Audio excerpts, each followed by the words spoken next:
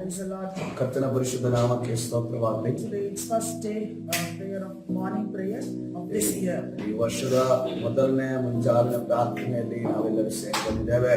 Praise be to God. ಆ ದೇವರಿಗೆ ಮಹಿಮೆಯಾಗಲಿ, ಸ್ತೋತ್ರವಾಗಲಿ. Please open your Bibles to Genesis chapter 32, verse number 26. ಈ ಸಮಯದಲ್ಲಿ ಆದಿಕಾಂಡ 32ನೇ ಅಧ್ಯಾಯ 26ನೇ ವಚನಕ್ಕೆ ನಿಮ್ಮ ಸತ್ಯವೇದವನ್ನು ತಿರುಗಿಸಿ. Genesis chapter 32, verse number 26. ಆದಿಕಾಂಡ 32ನೇ ಅಧ್ಯಾಯ 26ನೇ ವಚನ. Let's read the word. ವಾಕ್ಯವನ್ನು ಓದಿಕೊಳ್ಳೋಣ. And the angel said, "Let me go, for the day breaks." But Jacob said, "I will not let you go unless you bless me."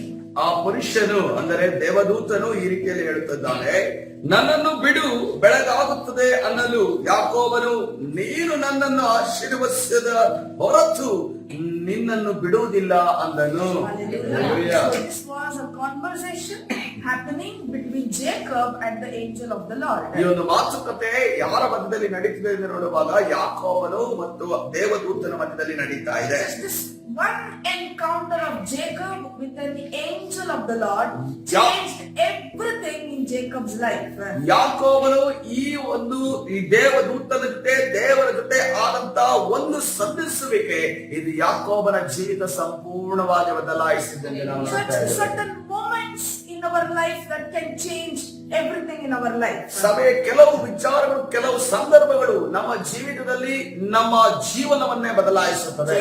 Meet certain people in our lifetimes that can change or that can become a remarkable time in our life. ನಮ್ಮ ಜೀವಿತದಲ್ಲಿ ನಾವು ಕೆಲವರನ್ನ ಸಂಧಿಸುವಾಗ ನಮ್ಮ ಜೀವಿತದ ಒಂದು ಸ್ಥಿತಿಯೇ, ಜೀವಿತದ ದಿಕ್ಕೇ ಬದಲಾವಣೆ ಆಗುತ್ತದೆ. ಅದು ಯಾವ ರೀತಿ ಬದಲಾವಣೆ ಆಗ್ತದೆ ನೋಡುವಾಗ ಅಳಿಸದ ರೀತಿಯಲ್ಲಿ ಕರ್ತನು ಬದಲಾವಣೆ ಮಾಡುವ ಆತನಾಗಿದ್ದಾನೆ. For example, one day in the mid-afternoon we met some pastor from Caris Village Ministries. ಆ ಒಂದು ದಿವಸ ಮಧ್ಯಾಹ್ನದ ಸಮಯದಲ್ಲಿ ಕ್ಯಾರಿಸ್ ವಿಲೇಜ್ ಮಿನಿಸ್ಟ್ರಿಯ ಒಂದು ಪಾಸ್ಟರ್ ಅನ್ನು ನಾವು ಸಂಧಿಸಿದ ನಿಮಿತ್ತವಾಗಿ Never even heard of some ministries happening in this world. ಈ ಒಂದು ಲೋಕದಲ್ಲಿ ಕ್ಯಾರಿಸ್ ವಿಲೇಜ್ ಮಿನಿಸ್ಟ್ರಿ ಅನ್ನೋದನ್ನ ಒಂದು ನಡೀತಾ ಇದೆ ಅನ್ನೋದು ನಮಗೆ ಗೊತ್ತಿರಲಿಲ್ಲ. Some pastor brought a pastor from who belonged to this ministry. ಈ ಒಂದು ಸೇವೆಗೆ ಸಂಬಂಧಪಟ್ಟ ಒಬ್ಬ ಸೇವಕರು ಬಂದು ಅವರು ಆ ವಿಚಾರವನ್ನು ನಮಗೆ ತಿಳಿಸಿದಾಗ, And we just got one opportunity to lead and worship in their ministry. ಅವರ ಒಂದು ಸೇವೆಯಲ್ಲಿ ಒಂದು ಆರಾಧನೆಯನ್ನ ನಮಗೆ ನಡೆಸುವುದಕ್ಕೆ ಒಂದು ಅವಕಾಶ ಸಿಕ್ಕಿತು. And even the journey still continues.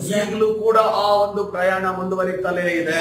See, certain things will happen in our life. ನಮ್ಮ ಜೀವನದಲ್ಲಿ ಕೆಲವು ಕಾರ್ಯಗಳು ನಡೆಯುತ್ತದೆ.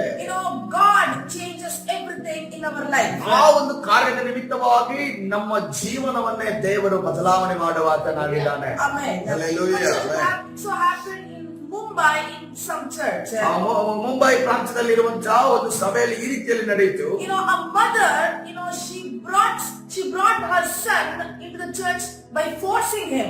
ಒಬ್ಬ ತಾಯಿ ಒಬ್ಬ ಮಗನನ್ನ ಬಲವಂತವಾಗಿ ಸಭೆಗೆ ಹೇಗಾದ್ರೂ ನೀನು ಬರಲೇಬೇಕು ಅನ್ನೋದನ್ನ ಒತ್ತಾಯಪಡಿಸಿ ಕರೆದುಕೊಂಡು ಬಂದಳು. That son, he was a drunkard. ಆ ಒಂದು ಮಗ ಕುಡುಕತನಕ್ಕೆ ಒಳಗಾಗಿದ್ದ ವ್ಯಕ್ತಿ ಆಗಿದ್ದನು. Forcibly the mother brought the son to the church. ಬಲವಂತವಾಗಿ ಆ ಒಂದು ಮಗನನ್ನ ಅಲ್ಲಿ ಸಭೆಗೆ ಕರೆದುಕೊಂಡು ಬಂದಿದ್ದಳು. The church, the service was going on. ಸಭೆಯಲ್ಲಿ ನಡೀತಾ ಇತ್ತು, ದೇವರ ಆರಾಧನೆ ವಾಕ್ಯ ಭಾಗವು ನಡೀತಾ ಇತ್ತು. Sometime ಸ್ವಲ್ಪ ಸಮಯ ಆದ ನಂತರ the pastor began to pray. ಸೇವಕರಲ್ಲಿ ಪ್ರಾರ್ಥನೆ ಮಾಡಬೇಕೆಂದು He was ಆರಂಭಿಸಿದರು. not praying for that particular person. ಆ ವ್ಯಕ್ತಿಗೋಸ್ಕರ ಮಾತ್ರ ಪ್ರತ್ಯೇಕವಾಗಿ ಸೇವಕರು ಪ್ರಾರ್ಥನೆ He was ಮಾಡುತ್ತಿರಲಿಲ್ಲ. just praying for all the congregation. ಆ ಸೇವಕರು ಎಲ್ಲಾ ಅಲ್ಲಿರುವಂತ ಸಭೆಯಲ್ಲಿ ಸೇರಿರುವಂತ ಜನರಿಗೋಸ್ಕರ ಪ್ರಾರ್ಥನೆ And ಮಾಡುತ್ತಿದ್ದರು. the Spirit of the Lord touched that boy. ದೇವರ ಆತ್ಮನು ಆ ಕುಡುಕತನಕ್ಕೆ ಒಳಗಾದಂತ ಆ ವ್ಯಕ್ತಿಯನ್ನ, ಆ ಮಗನನ್ನ ಮುಟ್ಟಿದರಿಂದ ನಾವು ನೋಡ್ತಾ ಇದ್ದೇವೆ. And from that service, ಆ ಒಂದು ಸರ್ವಿಸ್ ಆದ ನಂತರ, ಆ ಒಂದು ಆರಾಧನೆ ಮುಗಿದ ನಂತರ he never started to drink or touched alcohol. ಆತನು ಆ ಒಂದು ಕುಡುಕತನಕ್ಕೆ ಒಳಗಾಗಲಿಲ್ಲ ಮತ್ತು ಯಾವುದೇ ಮದ್ಯವನ್ನು ಆತನು ಮುಟ್ಟಲಿಲ್ಲ ಎಂದು ನಾವು ನೋಡ್ತಾ One ಇದ್ದೇವೆ. encounter with Christ ಕೇವಲ ಯೇಸುವಿನ ಜೊತೆ ಉಂಟಾಗುವ ಒಂದು ಸಂಧಿಸುವಿಕೆ that changed his life. ಅದು ಆತನ ಜೀವಿತವನ್ನ ಬದಲಾಯಿಸಿದೆ ಎಂದು ನಾವು ನೋಡ್ತಾ ಇದ್ದೇವೆ. From that day onwards, he began to follow Christ. ಆ ದಿನದಿಂದ ಆತನು ಯೇಸು ಕ್ರಿಸ್ತನನ್ನ ಹಿಂಬಾಲಿಸುವುದಕ್ಕೆ ಪ್ರಯತ್ನ ಪಟ್ಟನು. Such one encounter with the Lord ಸಭೆ ದೇವರ ಜೊತೆ ಇರುವಂತಹ ಒಂದು ಸಂಧಿಸುವಿಕೆ can change our life. ಅದು ನಮ್ಮ ಜೀವಿತವನ್ನ ಬದಲಾಯಿಸುತ್ತದೆ. Read about Esther. ನೀವು ಎಸ್ತೇರಳ ವಿಚಾರವಾಗಿ ಓದುತ್ತೀರಿ. A few moments, the first time she meets the king. ಆಕೆ ರಾಜನ ಜೊತೆ ಕಳೆದಂತಹ ಒಂದು ಸ್ವಲ್ಪ ಕ್ಷಣಗಳು ಮಾತ್ರವೇ changed her destiny. ಆಕೆಯ ಒಂದು ಭವಿಷ್ಯತ್ತನ್ನೇ ಅದು Just ಬದಲಾಯಿಸಿತು. for a few hours she was with the king. ಆಕೆ ರಾಜನ ಜೊತೆ ಕೆಲವು ಗಂಟೆಗಳ ಜೊತೆ ಮಾತ್ರವೇ That ಇದ್ದಳು. turned a poor, destitute girl into a queen. ಅದು ಆ ಒಂದು ಬಡ ಸ್ಥಿತಿಯಲ್ಲಿ ಇದ್ದಂತ ಒಂದು ಮಗಳನ್ನ ಆಕೆಯನ್ನ ಒಂದು ರಾಣಿಯನ್ನಾಗಿ She was just ಮಾರ್ಪಡಿಸಿತು. an ordinary person. ಆಕೆ ಒಬ್ಬ ಸಾಮಾನ್ಯ ವ್ಯಕ್ತಿಯಾಗಿದ್ದಳು. But one encounter with the king ಆದರೆ ರಾಜನ ಜೊತೆ ಆದಂತಹ ಒಂದು ಸಂಧಿಸುವಿಕೆ changed the trajectory of her life. ಆಕೆ ಜೀವಿತದಲ್ಲಿ ಆ ಒಂದು ದುಃಖಭರಿತವಾದ ಜೀವಿತವೆಲ್ಲವೂ ಮಾರ್ಪಡಿಸಿದೆ ಎಂದು ನಾವು ನೋಡ್ತಾ Her ಇದ್ದೇವೆ. pursuit changed. ಆಕೆ ಒಂದು ಉದ್ದೇಶ ಬದಲಾಯಿತು. Her purpose changed. ಆಕೆ ಉದ್ದೇಶ ಬದಲಾಯಿತು. ಆಕೆ ಒಂದು ಆಲೋಚನೆ ಬದಲಾಯಿತು. Now her purpose is to save the Israelites. ಆಕೆ ಉದ್ದೇಶ ಏನಾಯ್ತು ನೋಡುವಾಗ ನಾನು ಇಸ್ರೇಲ್ ಜನರನ್ನ ಕಾಪಾಡಬೇಕೆನ್ನುವ ಉದ್ದೇಶ ಆಕೆಯಲ್ಲಿ ಹುಟ್ಟಿತ್ತು. Today we read the text about Jacob. ಇವತ್ತಿನ ದಿವಸ ಯಾಕೋಬನ ವಿಚಾರ ವಾಕ್ಯವಾಗ ನಾವು ಓದಿದ್ವಿ. One encounter with an angel of the Lord. ದೇವದೂತನ ಜೊತೆ ಆತನಿಗೆ ಉಂಟಾದ ಒಂದೇ ಒಂದು ಸಂಧಿಸುವಿಕೆ. Jacob, from being one person, he was turned into a nation called Israel. ಯಾಕೋಬನು ಒಬ್ಬ ವ್ಯಕ್ತಿ ಆಗಿದ್ದನು. ಆತನು ಒಬ್ಬ ವ್ಯಕ್ತಿಯಿಂದ ಆತನು ದೊಡ್ಡ ಜನಾಂಗವಾಗಿ ಅದು ಮಾರ್ಪಟ್ಟಿದೆ ಎಂದು ನಾವು The ನೋಡುತ್ತೇವೆ. angel of the Lord said, ದೇವದೂತರು ಈ ರೀತಿಯಲ್ಲಿ ಹೇಳ್ತಾರೆ, what is your name? ನಿನ್ನ ಹೆಸರೇನೆಂದು ಆತನ ಆ ದೇವದೂತನ He ಕೇಳುತ್ತಾರೆ. said, I am Jacob. I am just a person. ಆತನು ಹೇಳ್ತಾ ಇದ್ದಾರೆ, ನನ್ನ ಹೆಸರು ಯಾಕೋಬನು, ನಾನೊಬ್ಬ ವ್ಯಕ್ತಿಯಾಗಿದ್ದೇನೆ. But the angel said, ಆದ್ರೆ ದೇವದೂತರಲ್ಲಿ ಈ ರೀತಿಯಲ್ಲಿ you are ಹೇಳುತ್ತಿದ್ದಾರೆ, no more Jacob. ನೀನು ಯಾಕೋಬನಾಗಿ ಇನ್ನು ಮುಂದೆ ಇರೋದಿಲ್ಲ. You are not just a single person. ನೀನು ಕೇವಲ ಒಬ್ಬ ವ್ಯಕ್ತಿಯಾಗಿರೋದಿಲ್ಲ. You are a nation. ನೀನೊಬ್ಬ ಜನಾಂಗವಾಗಿ ಮಾರ್ಪಡ್ತೀಯ. You are Israel. ನೀನೊಬ್ಬ ಇಸ್ರಾಯೇಲನಾಗಿ ನಿಲ್ಲುತ್ತೀಯ. You are the prince with the Lord. ನೀನು ದೇವರ ಜೊತೆ ನಿಲ್ಲುವಂತ ನೀನು ರಾಜ್ಯತ್ವಕ್ಕೆ ಒಳಗಾದವನು. Hallelujah. So one encounter, one being in the presence of God, ದೇವರ ಸನ್ನಿಧಿಯಲ್ಲಿರುವಂತಹ ನಾವು ಒಂದು ದಿನ ಅಥವಾ ಒಂದು ಕ್ಷಣ ದೇವರ ಸನ್ನಿಧಿಯಲ್ಲಿರುವಾಗ change our life.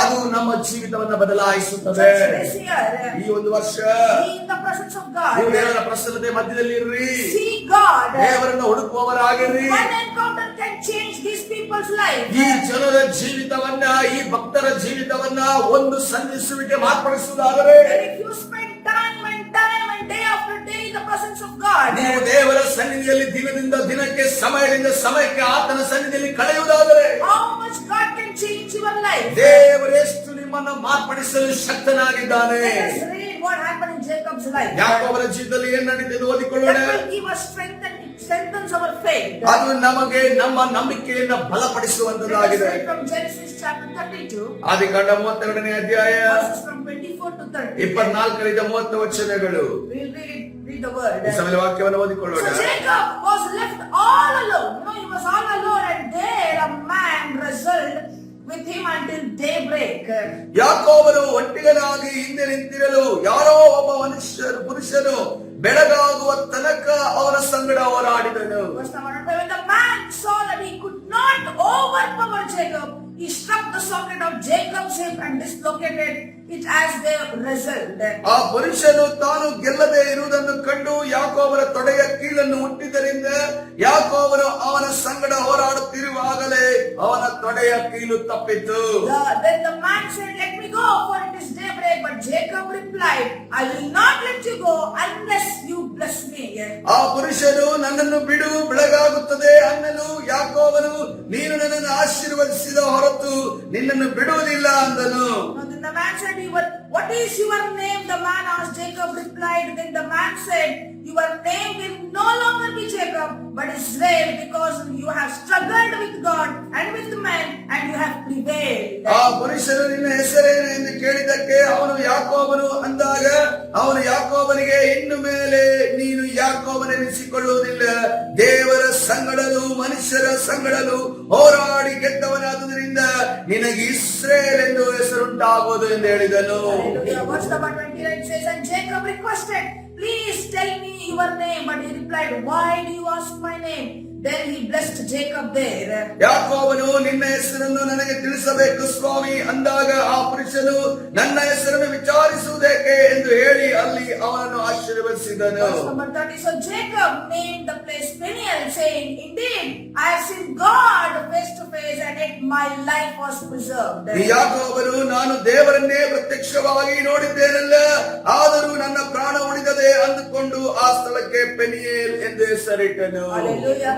So everything changed in Jacob's life from that day onwards. ಯಾಕೋಬನ ಜೀವಿತ ಅವತ್ತಿನ ದಿವಸದಿಂದ ಎಲ್ಲವೂ ಕೂಡ ಬದಲಾವಣೆ ಆಯಿತು. Encounter with God is a striking encounter in our life. ಆ ದೇವರ ಒಂದು ಸಂದೇಶವಿಕೆ ನಮ್ಮ ಜೀವಿತದಲ್ಲಿ ಉಂಟಾಗುವಾಗ ನಮ್ಮನ್ನ ಒಡೆದೊಬ್ಬಿಸುವ ರೀತಿಯಲ್ಲಿ ಆ ಸಂದೇಶವಿಕೆ ಇರುತ್ತದೆ. But unfortunately, many Christians, they don't care, they don't worry too much when they miss the church. ಸರಿ, ಅನೇಕ ಕ್ರೈಸ್ತರು ಯಾವ ರೀತಿ ಇದ್ದಾರೆ ಎಂದು ನೋಡುವಾಗ ಅವರು ಸಭೆಗೆ ಬರುವುದನ್ನು ತಪ್ಪಿಸಿಕೊಂಡಾಗ ಅವರಿಗೆ ಏನು ಅನಿಸೋದಿಲ್ಲ. No, they see attending church as the burden. ಅವರು ಸಭೆಗೆ ಸಂಧಿಸುವುದು, ಸಭೆಗೆ ಬರುವುದು ಅವರಿಗೆ ಒಂದು ಭಾರದ ರೀತಿಯಲ್ಲಿ ಇದೆ. There are some people seek for a reason to miss the church. ಕೆಲವು ಬಾರಿ ನೋಡುವಾಗ ಸಭೆಗೆ ತಪ್ಪಿಸಿಕೊಳ್ಳುವುದಕ್ಕೆ ಕಾರಣಗಳನ್ನು ಕೆಲವರು ಹುಡುಕ್ತಾ ಇರ್ತಾರೆ. What they are unaware is that there are spiritual dangers when they miss out the church. ಅವರಿಗೆ ಏನು ಗೊತ್ತಿಲ್ಲ ಅಂತಂದ್ರೆ ಅವರು ಸಭೆಗೆ ತಪ್ಪಿಸುವಾಗ ಆತ್ಮಿಕವಾದ ಆಕ್ರಮಣ, ಆತ್ಮಿಕವಾದ ಅಪಾಯ ಅವರ ಮೇಲೆ ಇರುತ್ತದೆ. For example, ಉದಾಹರಣೆ ನೋಡುವಾಗ if you read in John chapter 20, ಈ ಯೋಹಾನ ಸುವಾರ್ತೆ 20ನೇ ಅಧ್ಯಾಯವನ್ನು ಓದಿದರೆ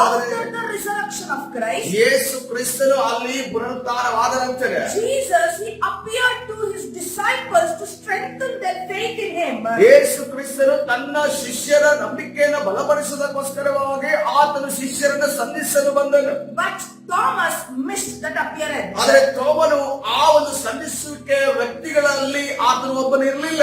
No, for some reason, there he began to doubt the resurrection of Christ. ಯಾವುದೋ ಒಂದು ಕಾರಣಕ್ಕೋಸ್ಕರವಾಗಿ ಅಲ್ಲಿಂದ ಪುನರುತ್ಥಾನ ಹೊಂದಿದಂತ ಕ್ರಿಸ್ತನ ಮೇಲೆ ಆತನು ಸಂಶಯ ಪಡುವುದಕ್ಕೆ See, ನೋಡಿದನು. when he missed the encounter with Lord Jesus, ಆತನು ಮೊದಲನೇ ಬಾರಿ ಯೇಸು ಕ್ರಿಸ್ತರನ್ನು ಸಂಧಿಸುವಿಕೆಯನ್ನು ಆತನು ತಪ್ಪಿಸಿಕೊಂಡಾಗ he began to doubt on the resurrection of Christ. ಆತನು ಯೇಸುವಿನ ಪುನರುತ್ಥಾನದ ಮೇಲೆ ಆತನು ಸಂಶಯವನ್ನು ಪಡುವುದಕ್ಕೆ When ಪ್ರಾರಂಭಿಸಿದನು. you miss the church services, ನೀವು ಯಾವಾಗ ಸಭೆಯ ಒಂದು ಕಾರ್ಯಗಳನ್ನು ಅಥವಾ ಸಭೆಯ ಆರಾಧನೆಯನ್ನು ತಪ್ಪಿಸಿಕೊಂಡಾಗ you are in spiritual danger.